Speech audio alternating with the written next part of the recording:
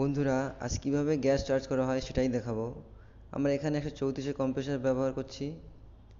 এই যে মিটার দেখছেন, এটা স্ট্যান্ডিং প্রেসার, 500 PSI মিটার আছে এটা। আমার মেশিনকে অন করার পরে 29.9 ডিগ্রি টেম্পারেচার দেখাচ্ছে। এরপরে আমরা মিটারের দিকে যাব।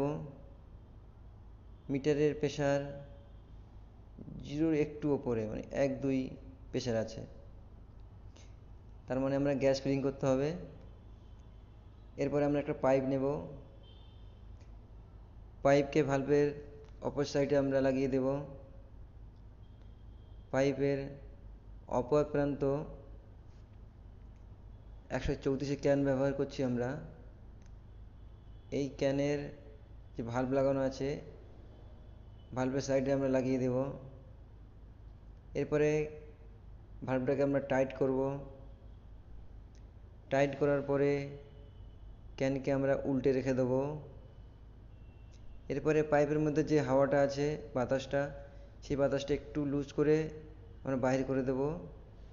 আবার সঙ্গে সঙ্গে টাইট করে দেব। দেওয়ার পরে আস্তে করে আমরা ভালভটাকে ওপেন করব। 134 প্রেসার হচ্ছে 12 থেকে 15। আমরা ঠিক 12-13 রাখলে যে হবে, ঠিক 15-র উপরে যেন না ওঠে, আমরা সেই হিসেবে গ্যাস চার্জ করব।